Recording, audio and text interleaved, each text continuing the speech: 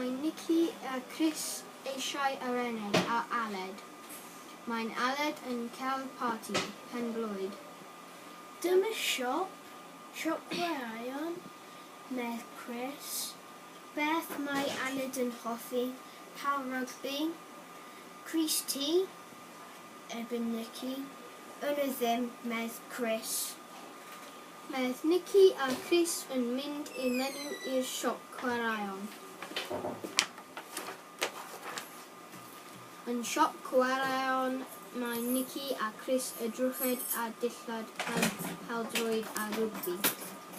Edrych a Chris rygbi, gret, medd Nicky, na ryddrwydd. Beth am sanau rygbi efo Chris? Na rifar, medd Nicky. Na, dim di Chris a rygbi a dim sanau rygbi a Aled.